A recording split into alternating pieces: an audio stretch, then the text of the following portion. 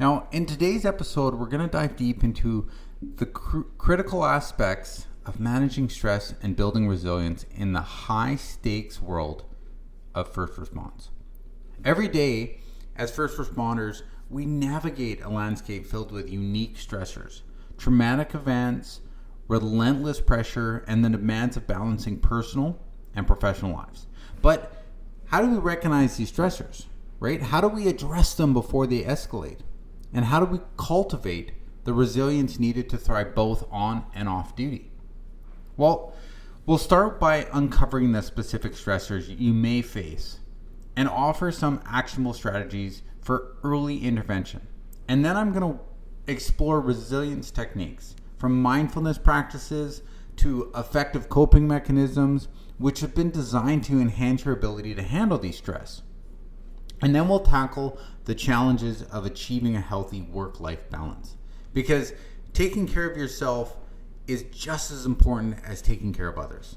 Whether it's setting boundaries, prioritizing self-care, or even making time for what matters most. I'm going to provide practical tips to help you find harmony in your busy life.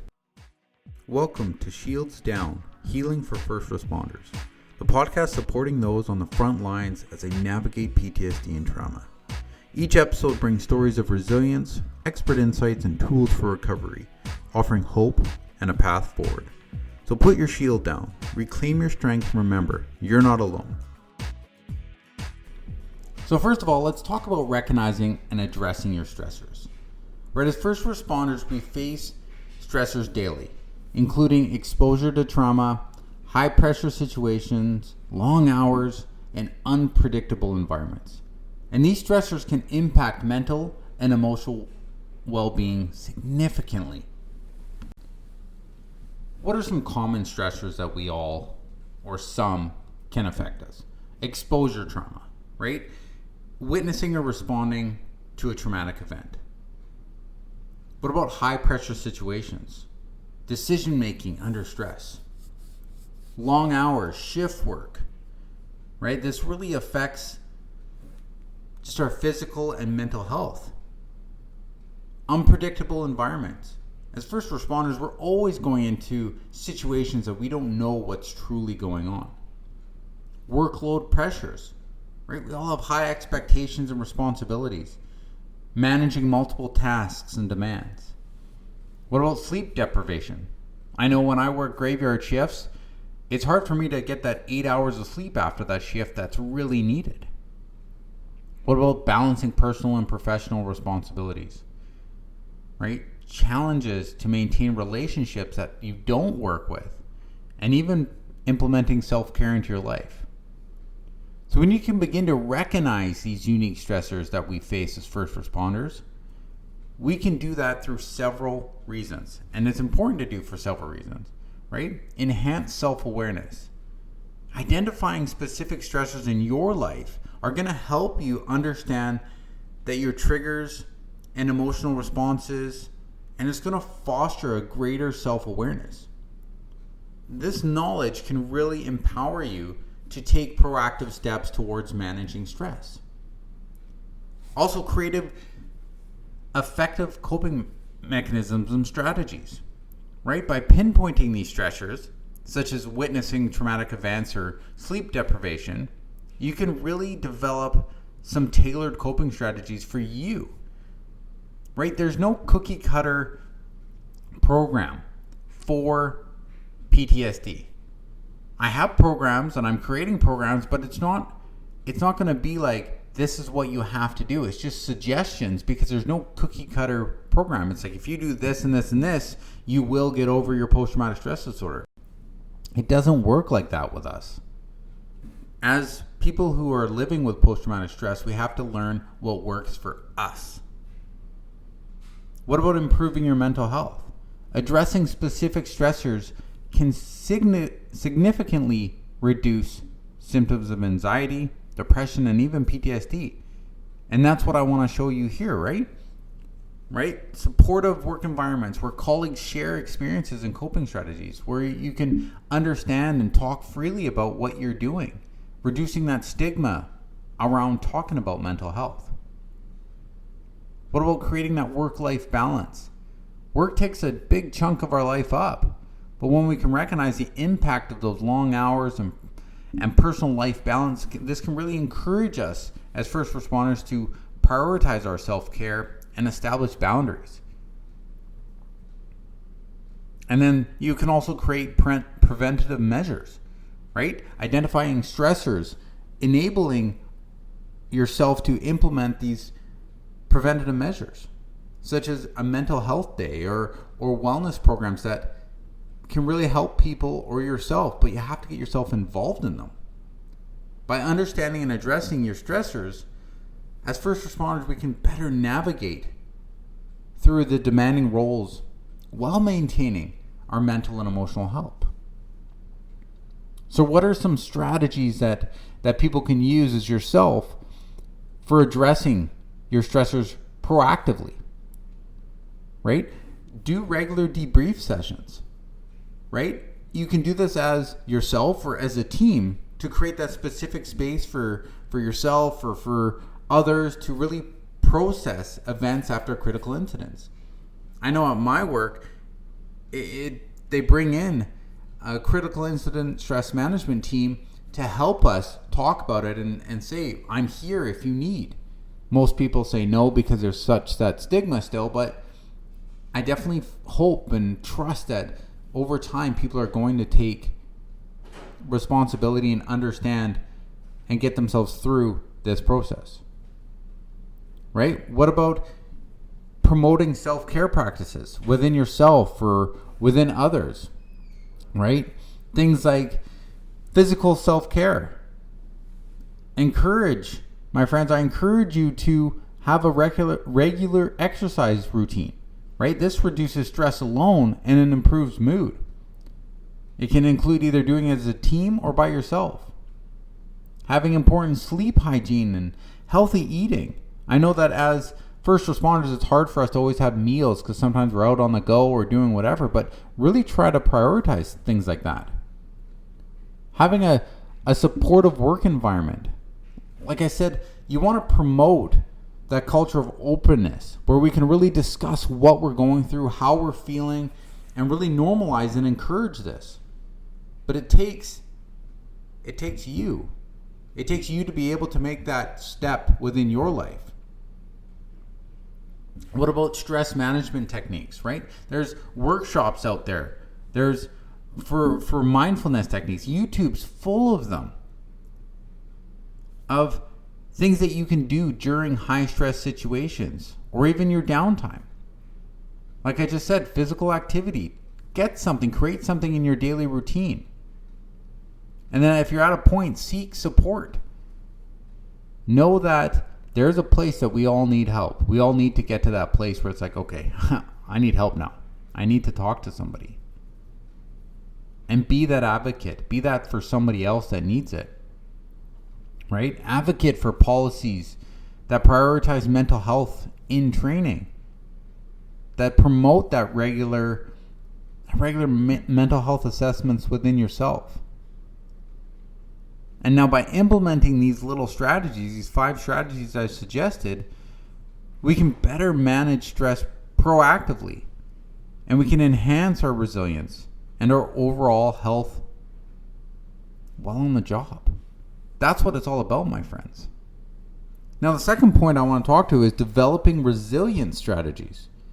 Right? It's great when we're in the moment. Well, what do we do in the long run? Right? Mindfulness is the practice of being fully present and engaged in a moment without judgment. And that's where building resilience is all about. When you begin to enhance your self-awareness through mindfulness, it really helps you recognize your thoughts, your emotions, and allows you to respond more thoughtfully rather than just react impulsively. But by observing your emotional states, as individuals, we can really develop healthier coping mechanisms and reduce the impact of stress. If you can begin to reduce that stress in your life by building your resilience up, you're going to be able to handle situations a lot better. The benefits of mindfulness for stress reduction and emotional regulations, you get things like Mindfulness techniques can really lower cholesterol levels, and it'll reduce your stress and anxiety. Regular practice promotes a sense of calm and centeredness, which is especially beneficial in high pressure environments. Mindfulness can also improve your focus and decision making. It enhances your concentration. It enhances your cognitive flexibility, allowing you to make clear and more effective decisions on and off the job. Right? Mindfulness also helps with preventing burnout, right? Because you take breaks and moments of reflection during demanding times and during demanding shifts. And mindfulness overall creates a well-being, right? Contributes to better physical health. It improves your sleep, reduces blood pressure, enhances immune function, and it fosters a greater sense of life satisfaction and emotional balance. So what are some effective coping mechanisms that you can use for building resilience? Right? There's adaptive and maladaptive coping mechanisms, and I'm going to get into those. So adaptive coping mechanisms, these are the constructive strategies that help you with managing stress and challenges effectively, promoting emotional well-being and resilience. Right? Some examples can include problem-solving skills. So identify challenges and brainstorm solutions to address them. I always say get it out of your head, get it on the paper. If you have a challenge in your life, write it down. I have a journal that I use I call it my incident journal, and I just, after a major incident or I feel is an incident that's going to affect me, I'll get out of my head, write it down. I'll write down what happened, how I felt, how I reacted, the things I did, maybe the things I want to change, and really get that problem out of my head and onto paper. And then I can see it.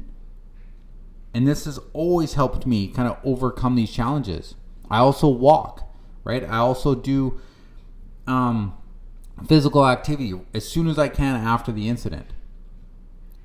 Seek support, right? Reach out to friends, family, colleagues.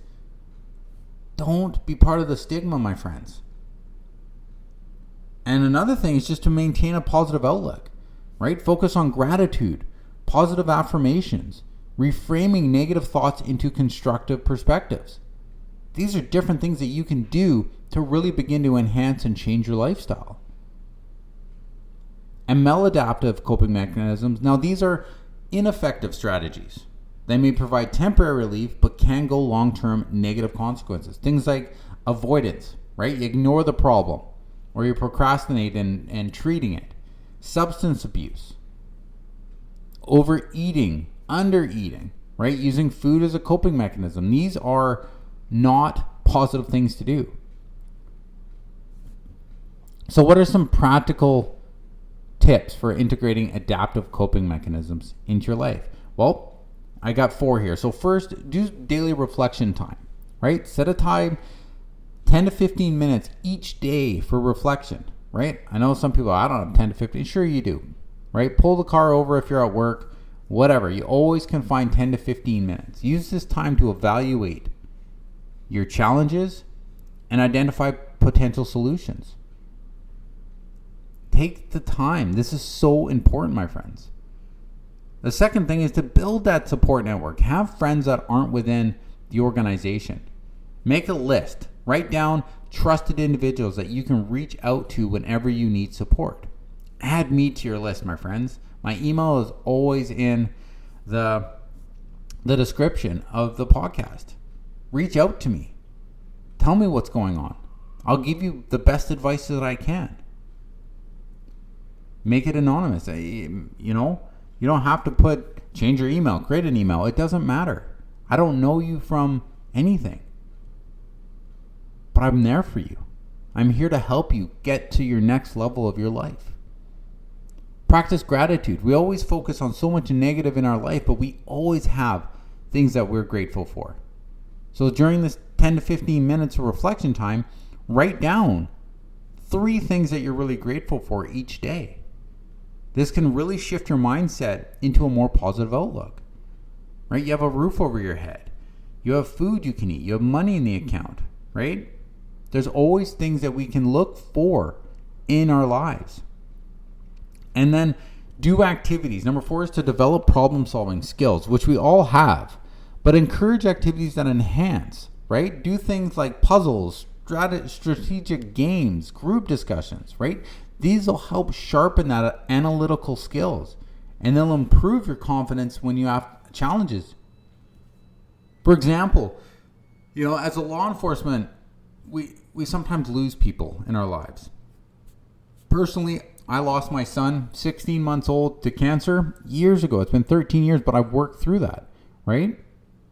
But you have to seek that help. You have to really find that place. You have to develop a positive outlook by talking to people and get it out. Understanding and integrating adaptive coping mechanisms into your daily routines, right? You can really enhance your resilience and effectively navigate the challenges you face. The choice is yours, my friend. The life that you want to live is up to you. You make the choices today. If you're going to live in the victim mindset or the hero mindset, when it comes to your life, which are you going to do? But you also need to balance that professional and personal life. And you do this through things like setting boundaries for your mental well-being. So why is it important? Why is setting boundaries so important? Right? When you set boundaries between work and personal life, this is essential for preventing burnout, for maintaining mental well-being, especially for first responders in those high-stress occupations that we do. Right? Clear boundaries are going to help you prevent burnout, right? By declining things, right? Saying, look, I need to work on myself right now. This helps you recharge, avoid fatigue from constantly being like on duty.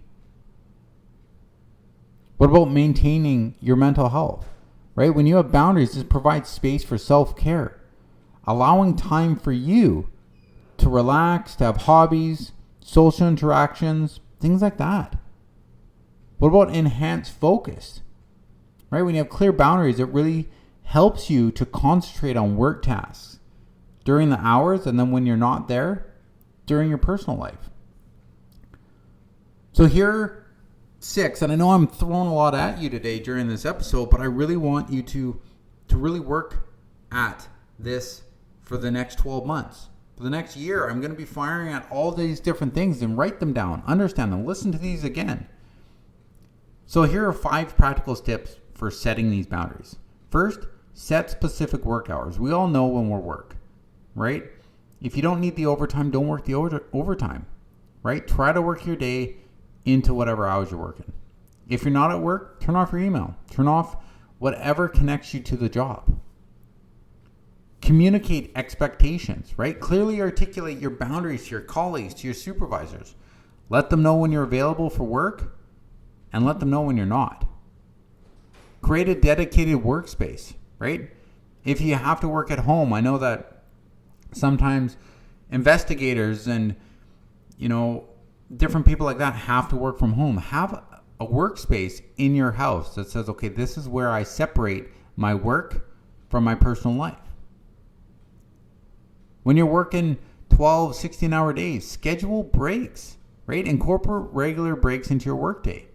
Use these breaks to step away from your workspace, stretch, engage in brief mindfulness exercise just to recharge. And then when you're off, plan things on your personal time. Treat yourself to different things with families, hobbies, self-care activities, ensuring you have dedicated time to unwind. The benefits of these it'll increase your productivity. By maintaining focus during designated work hours, you are going to be more effective there. And it'll lead to a sense of achievement and it'll reduce stress. It'll also enhance job satisfaction. It'll improve your relationships. By prioritizing clear boundaries between work and personal life, you can protect your mental well-being.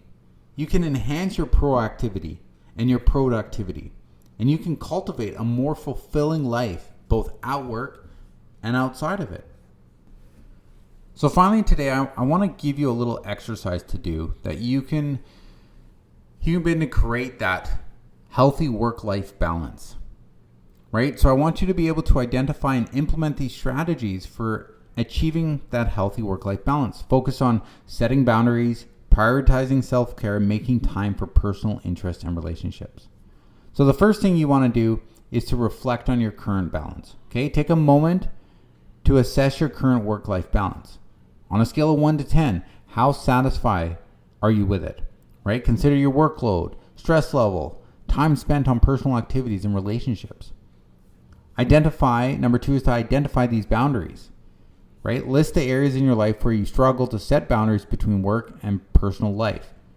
This can include answering emails after hours, taking work home, working during weekends, these different things. And I know that would be more overtime, things like that, but figure out where you need to identify your boundaries. Number 3 is to prioritize your self-care. Write down 3 activities that are important to you, but you often neglect because of a work commitment. This could be exercise, hobbies, meditation, whatever it is. And then 4 is to allocate time for these personal interests, right? Plan out how you're going to integrate your personal interest into your weekly schedule. What are you going to do on your days off? How are you going to do this? Number 5 is to really enhance your relationships. Consider the quality of your relationships with family and friends, right? Are there any relationships that could benefit from your attention? So again, brainstorm ways to nurture these connections. Make a phone call, send a text. Number 6 is to set SMART goals, right? What are SMART goals? They're specific, measurable, achievable, relevant, and time-bound. And there'll be a PDF on how to set SMART goals and really do that in the description. So goals related to improving your work-life balance, right? I will leave work on time at least 3 days a week to spend time with my family, right? If possible. I know things always come up, but you have to set goals and go after them as best as you can, right? And then implement these strategies. Choose at least 3 strategies from these tips provided, right? You don't have to do all 7 of them. Set boundaries, prioritizing self-care, make time for your personal interests, relationships, whatever it is, and outline how you're going to implement them starting today, right? You have to start it immediately. Don't procrastinate. Don't put this off. And then number 8 is just to schedule a review and adjust, right? Find out, let's say, put a month down and say, okay, I'm going to look at this again in a month. Identify what's working well, what's not, how do I adjust it, how do I make this even better, right? Remember that achieving work-life balance is an ongoing process, my friends, right? It requires conscious effort and adaptation, right? By implementing these tips, you are taking proactive steps towards a healthier and more fulfilling life, both professionally and personally. So, thank you. Now, as we wrap up today's episode, I hope that you've gained some valuable insights into managing your stress and building your resilience in your demanding role, right? We've covered a lot of ground today, right? From identifying and addressing stressors to developing practical resilience strategies and finding that elusive work-life balance. So remember, the journey to mental health and well-being is ongoing, right? By recognizing your stressors early, practicing mindfulness, and setting clear boundaries between work and personal life, you're not just surviving, but you're thriving. And it's all about taking proactive steps to ensure that you're at your best in your profession and personal life. So don't forget to revisit these strategies that I discussed today. Okay, make them a part of your routine. Understand what you can do. Use the free PDFs down below. Set your SMART goals and create that life that you want. Thank you for tuning in to Shields Down, Healing for First Responders. Remember, healing is a journey and each step forward matters. Now, if today's episode resonated with you, share it with someone who might need it. And don't forget to subscribe for more stories, insights, and tools for recovery. Together, we'll build a stronger, more resilient community. Until next time, stay safe, stay strong, and we'll see you on the next episode.